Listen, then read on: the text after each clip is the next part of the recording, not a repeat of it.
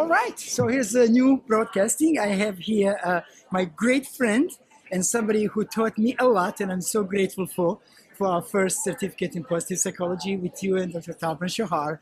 Megan McDonough is CEO and the co-founder of the Whole Being Institute.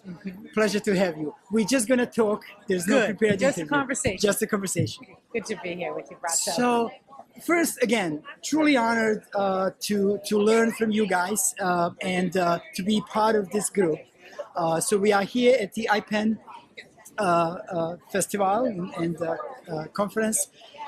Just tell us a little bit about the Institute, how you guys started, because I think it's an amazing story. I think, and I tell this to everyone, and this is not, commercial, but what you and Tal started is really like the best thing that happened in positive psychology, because it's really focused on us. It's focused on the rest of the people.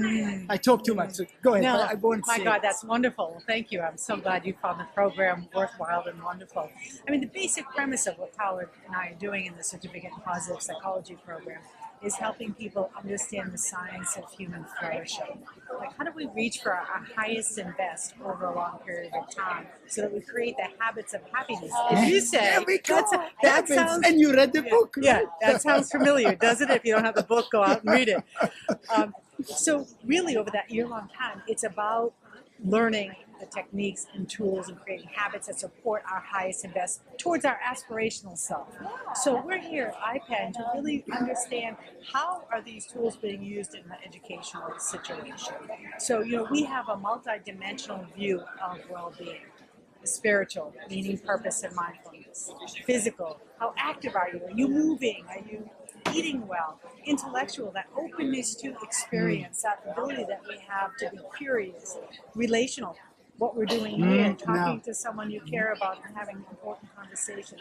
And then our emotional well-beings in terms of really elevating the optimism and really building a sense of resilience and grit to keep going when things get difficult. That gives people a sense of wholeness. I mean, I really look at everybody as being whole, complete. They have what they need. It's really just letting go of getting the layers off so that we can really know ourselves to be someone of possibility, not of limitations. Right, that's really wonderful. And I often talk about SPIRE in my workshop, so some folks do know about SPIRE, which is really the wonderful way to lay it out, that whole being, whole being.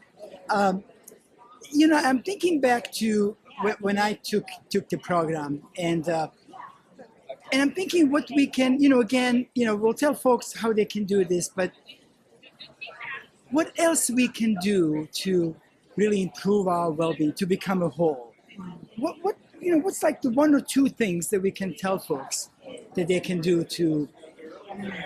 So from my perspective, it's not like it's a one and done. It's not like you go out there and do something and you check this off of life's list of things to do. Oh, now I am full. Right. Now I am complete. Yes. I am in Zen Nirvana. Yes. That's just not the way it works. Exactly. And that's why, and I'm sorry for interrupting, but that's why I love when I actually took this program. And I think it was probably on day one, Tal had the slide and he says, there is no, what do you say? There is no aha moment. Yeah. I think that's what he called. There's no there's no aha. Oh, this is great. No, it's just. Yeah. So we have a tendency, and I understand this. I mean, who doesn't want a magic bullet, the quick fix, the way of fix this problem? What if we looked at our life as already being whole and already having the clues that we need in which to develop in the way that's going to support us in the direction we want to head? So, and that's really looking at ways of honoring all of who you are, and then consciously and deliberately structuring habits that support the highest and best. So I'm not sure if you're asking for a quick fix. No, there is no quick fix because that's why I said there is no quick fix. I was just so. But here's the other thing I want to say about that, which your question brought up for me, is that as we begin to understand ourselves and how to elevate our own self to the highest and best, there becomes a ripple effect. So the activities that you do as a husband will have an impact on your wife. It'll have an impact in your work team. As you begin to appreciate your own life, naturally there's an appreciation for the life around you. You begin to look at life through the different lenses of perspective that give you a bigger sense of who you are. And this ripple effect is really quite contagious. So the ability for us to have impact not only in your own life, but those around you, as a parent, as a teacher, as a leader, as a manager, as a peer group, it has an impact on others above and beyond what you're doing yourself. It is so true, and I'm a real life example. I remember, I think at the end of the program, some of you maybe Tal or you asked, what's different in your life, and I noticed that not only did I, learn and did all the research and was about to publish the book, and changed my life, really became even more positive. But I changed the relationship with my wife.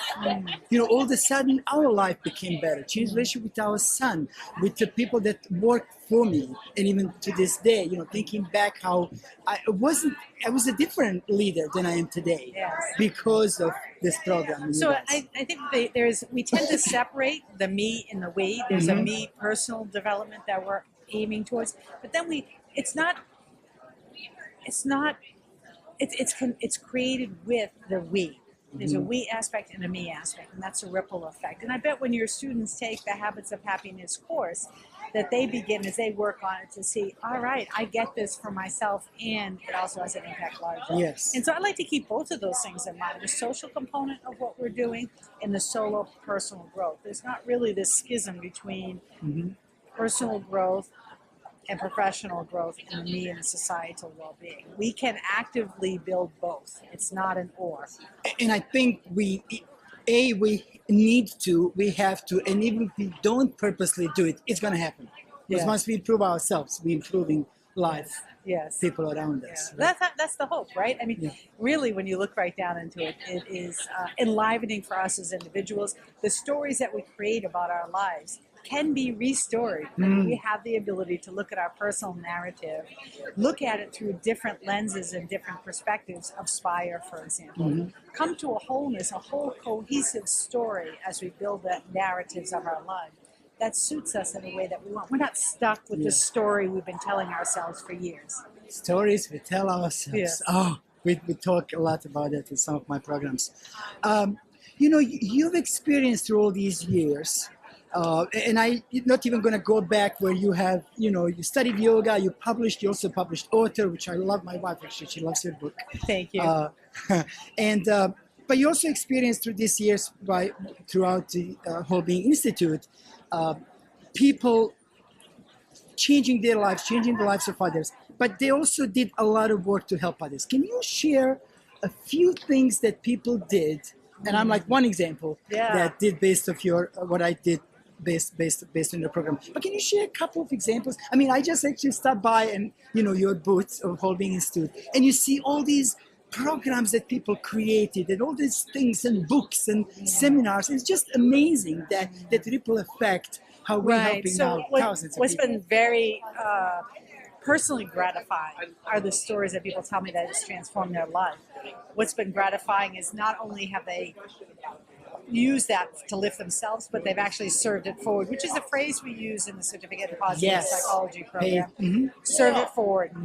So we have people like Molly Dahl here at IPEN talking about her curriculum that she's created for high school students on Youth Positive. We have people like Giselle DeZora talking about her strengths clusters, which is like a game that you lay out on the floor so that children and adults can begin to understand the relationship of their strengths to one another in conversation. We have people like Fiona Tremblay, who does Strengths to Strengths, creating cards for people to better understand from the elementary school on how to use and engage these strengths to retell a story about yourself, to pull out the best in who you are. So these are just 3 examples here at IPEN and many, many more. Yeah, that's really wonderful. Again, the ripple effect and changing people's life and changing others' lives. It's so beautiful. So it's only like a day and a half, and it sounds like we've been here for 20 days. It's just like, 20 hours a day. It's so much going on, I don't know how many sessions at the same time. What's the 1 or 2 things that you think we picked up, based on positive education? What can we do to educate, regardless of what age, little kids, high school, college, adults? Well, I was just listening to a talk by Kaufman, who wrote the book Wired to Create. And I was very interested in his work in particular because so often we look at personal growth as a way of really concentrating your focus into a certain area and moving that forward. What Kaufman was saying is that there's also another way of looking at intelligence, to look at reaching towards goals, and that's an open focus. That's being open to experience. The ability to create and be curious about the world around you is more of a divergent type of thinking, a more creative type of thinking. And I want to just point out what he said is that there are different ways in which one goes about it. You could talk about it from a grit perspective of conscientiousness, but also there is a free-form daydreaming perspective of openness to experience that also has its place. And so as teachers, as parents, as spouses, that for us to honor the individual person in terms of how they work, how they live, how they learn best, how they live in this world is important to consider. And I'm really personally captivated by that idea of openness to experience, because for me, I tend to be more of a divergent thinker, and our ability to really honor the way in which we look at the world and take some of the science in for ourselves helps us understand that one is not right or wrong, but we ourselves have a uniqueness to us that we can play off of. And I think that's so important, that each one of us are unique. Each one of us have a different characteristic. Each one of us have a different passion, and we need to follow what that is. So. And I could see that so much in you, my friend. Like when you express your zest, we all know that Braco has the zest and this energy about him, and that's uniquely you. Imagine if you tried to be, more research-driven and sit up there, and that would not be who you are. It would not be an expression of your authenticity. It's not like within authenticity we have to be pigeonholed into a certain way of being. We can stretch ourselves and test ourselves, but it also means that we're not trying to be something that's not the truth of how we can express ourselves. And sometimes maybe it takes a while to find, what that inside truth really is, who you are. And I know I found it now. I always say this really is not my job, because I have a full-time job. It's not my, career. It's really my calling. And this is what makes my life worth living. Yes, and so, I know you had one of your business clients asking you about, what's the latest research when it comes to authenticity. Yes, I did. So I just want to kind of play on this idea of creativity. Hermione Ibarra wrote the book, Act Like a Leader, Think Like a Leader. And what she says in that book in terms of authenticity, it's not all just about, being comfy in one's own skin and being oneself, but it's also stretching past that. So we begin to act the way we perceive leaders should be. So if we feel like not able to reach into the leadership position, we have to pull ourselves up and act as if we are the leader. And in that acting, we become it, because there's a feedback loop between going out into the world, acting a certain way, and drawing it back in. Her book is very well done, and we have a blog about her book on the WBI site that some of your business folks might be interested in. And her book is wonderful, Act Like a Leader, Think Like a Leader. Thanks. That's awesome. I'm going to ask you about Institute and how to get there. And I was just thinking, I forgot who said that today. It was in the same context, same idea where, if you are talking, you talk a lot, let other person talk. Yes. If you don't talk, if you're quiet, be the first one to raise hand. And that's really how we, in Dale Carnegie, we used to teach that as really getting out of your comfort zone as much as you can. Right. And just keep expanding and expanding and expanding, right? Yeah, that's true. I think sometimes we think authenticity is playing it safe because this is who I am. No, so it's not. It's right. not. It's really It's a great actually to explain that to people, because authenticity comes up often and people have a different view. Yes. And by the way, Megan is like, source, anything you want to know, you just reach out and she'll pull out from her head from different books and tell you the research and all about. So tell me how, I'm sure some folks are interested to get to know a little bit more about Institute and Whole Being Institute and how to get in touch and what is it they can do. So wholebeinginstitute.com, that's WHOLE, wholebeinginstitute.com. The foundational course that you and I have been discussing is a certificate in positive psychology, which we only run once a year. There's so many more now. It's still only once a year. We're only doing the one that we're starting this year is in California. It starts in September of this year.